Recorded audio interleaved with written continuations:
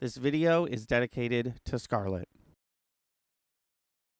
Today is Monday, July 13th, 2026. My name is Anthony. I added a new show to the program, but I'm not going to tell you which one. You're just going to have to wait and see for yourself. And this is the Kayfabe Wrestling News Weekly Update brought to you by Thunder and Lightning Gaming. We have a new undisputed WWE World Champion already. Sami Zayn has lost his belt to a returning CM Punk after just 9 days, which is not much longer than the Street Profits had their belts, losing them earlier in the night against the Vision due to interference from a newly turned heel, Maxine Dupree. Sol Ruca retained against Raquel Rodriguez thanks to help from Io Sky, and a massive IC title #1 contenders gauntlet has been announced for next week with SummerSlam implications. And it seems like they might be teasing an in-ring return for SmackDown GM Nick Aldis. Not sure yet, though. Shawn Legacy and Dorian Von Dux are the new #1 contenders for the tag belt, successfully defeating 3 other tag teams. Hank was in singles action against Keanu Carver, and Shiloh Hill was unsuccessful against Nico Vance. But, as always, the ladies stole the show tonight on NXT.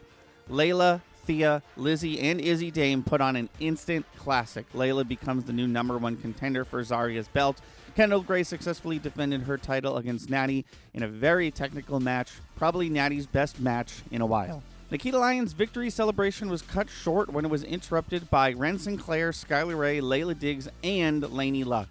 3/4 of the MOG squad were in impromptu action tonight against various NXT talent.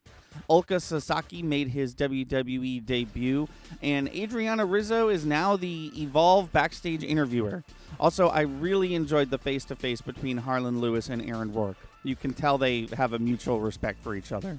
After a few weeks of speculation, Jungle Jack Perry has officially re-signed with AEW. Willow Nightingale has returned and won the Casino Gauntlet match and a shot at the Women's World title at Redemption. We crowned 2 new men's champions. The Proto Star Kyle Fletcher is the new international champion, and Kenny Omega is finally, once again, the AEW World Champion. Andrade continues to be an issue for the Don Callis family, and Tommaso Ciampa finally gets his hands on Chris Jericho. The Hardys successfully defended their tag belts against the Great Hands, and Mustafa Ali was left unimpressed again. Later in the night, we hear him say that changes need to be made, and he'll address them next week.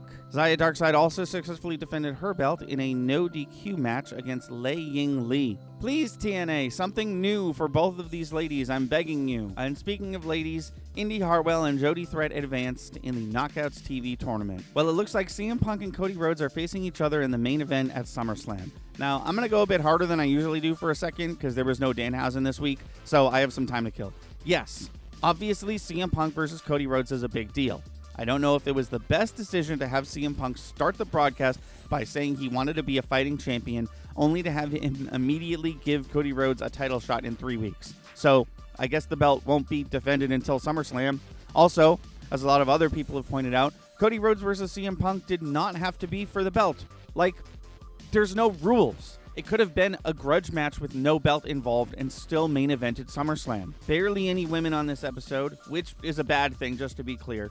They're still teasing Gunther versus Nick Aldis. Match of the night was by far Finn Balor versus Tama Tonga, and Baron Corbin is back. So, crazy stuff happening. Bandito, Mark Davis, and Hikaru Shida all successfully defended their championship belts. Willow Nightingale is back, and after a surprise return and victory earlier this week, she put Thekla and Mercedes Moné on notice. Andrade sets his sights on the AEW World Championship. Hangman Adam Page says he's going to go after any and every belt except the AEW World Championship. And the Don Callis family is 1-1 this episode, with Darby Allin defeating Trent Beretta and Brian Cage defeating Zachary Wentz. The Cruiserweight division opened the show with an electric #1 contenders triple threat match between Mini Vikingo, Dragon Lee, and a returning Jack Cartwheel, with Mini Vikingo picking up the victory. Regular-sized Vikingo is injured, which means the Latin American Championship has been vacated, leaving the decision of what to do with the title on the shoulders of AAA General Manager Rey Mysterio. Dominic Mysterio and El Grande Americano will face each other at Triple Mania for the AAA Mega Championship, but until then, Dom has promised El Grande Americano he'll have his back while he's dealing with Perros Del Mal, and surprisingly, he was actually telling the truth. Later in the night, Perros Del Mal attacked Money Machine once again. El Grande, Rayo, and Bravo Americano came to help them, were quickly outnumbered, and were assisted by Dom, who wants a tag match between himself and Grande and 2 members of Perros Del Mal. Thank you as always for watching. Sorry if this video is a bit late. I'm not sure yet. I'm thinking that it might be at this point. I hope you enjoyed it. I hope you liked that I added Evolve. And if there's anything else you think I should add, let me know. And I'll see you next week.